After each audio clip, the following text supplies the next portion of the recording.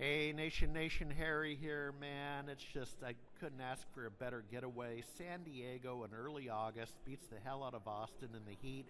We're at ChannelCon, probably been coming 15 years, and um, always a pleasure.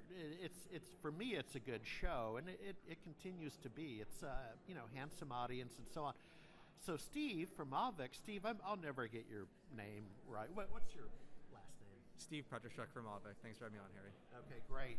And tell me about you. What's your title? What do you do every day? That's a great question. So my title is the VP of Product and Market Strategy at Auvik. And what that means is I do a little bit of everything. I've been there for about a decade, covering everything from product to sales. You probably see my face around something like ChannelCon here a couple of times, just representing Auvik and our organization. Yeah. Yeah, and before we get into what is Auvik, that's where we're headed.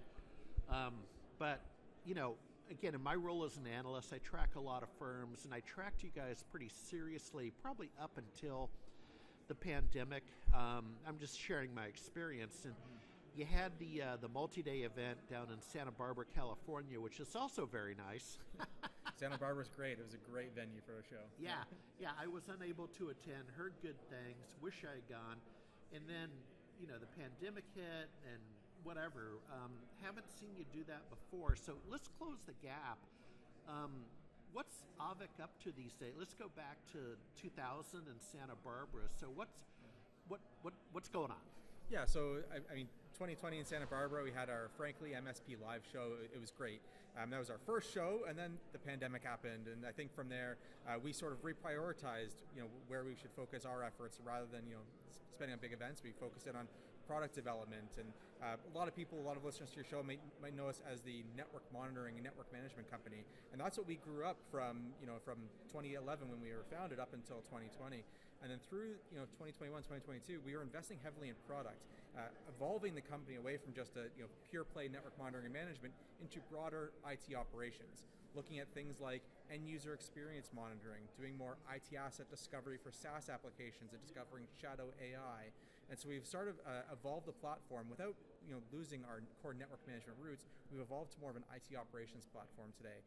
And now, over the past couple of years, we've spent more time back in the MSP community, both coming back to our roots as network management and educating the community on some of our new capabilities. Yeah, I would concur. I'm seeing more of you. For me, it was good to get you back on my radar screen. I think it was 2 years ago at this very conference where PR set me up with an interview. Sure.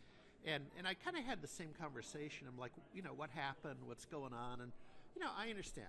A lot of things happen, but that's good to know. So talk to me. Let's double click into what you do. You deal with MSPs. Is there a persona? Will you talk to the small guy like SMB Nation, or do you want the 10 million or above? But let's start with product. And you kind of went there, but let's double click. Yeah, so what Auvik is most known for is our network monitoring and network management solution, sort of like an RMM but for network devices. So you use your RMM today to manage workstations and servers, but on most end client networks, they have critical infrastructure like access points and switches and a firewall, and those become the backbone for all the connectivity for the users out to all the resources they need. And so that's where Auvik shines, is getting visibility into what's there, what's connected, and it helps teams of all sizes manage that network infrastructure. I think especially when you're looking at the smaller MSP, you may not have the resources to have a dedicated network engineer or CCIE trained expert on staff. And so having a simple to use solution like Auvik to give you visibility into what that network looks like, how it's connected, who's plugged in where, helps any technician on your team troubleshoot network issues like a pro. Yeah, so let's talk about how you've increased your visibility. I mean, I've always liked your mascot looked like native art. I forget what is it, a walrus or a whale? It's something. So we have a bear mascot. Okay. He's a white bear, more like a polar bear, bringing in some of that Canadiana theme, right? Being originally based out of the Waterloo Tech Cup in Canada. Yeah, and I growing up in Alaska, I get it. So with your heightened presence, I always like to ask this question as an analyst, but what changed? Did you guys do a funding round, or did you get acquired? Something happened that made you guys more excited to raise your hand? For sure, yeah. If you look back over the Auvik funding history over the past couple of years, we had a majority investment by a company called Great Hill Partners back in 2021, which enabled us to sort of supercharge our business around this broader IT operations theme, making investments into shadow AI discovery, making more investments into end user experience. And so while we've been hard at work building some of those things in the background, over the past couple of years, we've now been ready to get more out to the community and talk about those.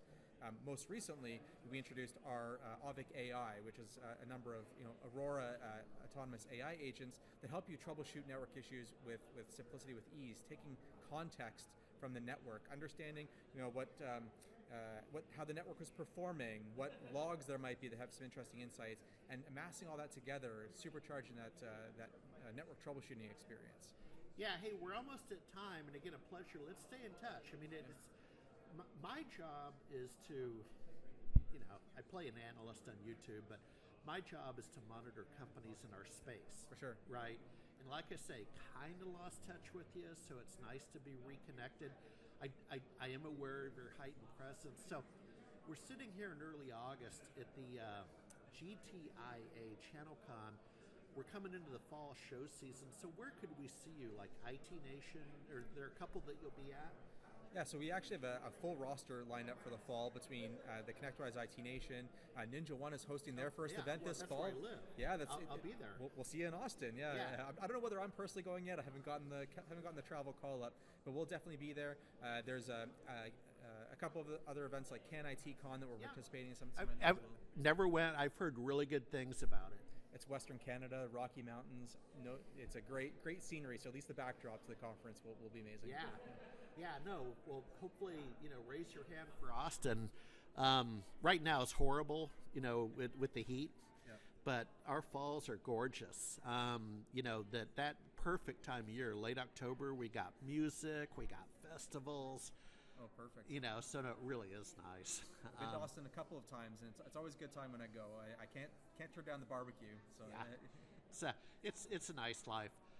Well, hey, happy trails. We'll see you in the next city. Thank you, Steve. Thank you very much.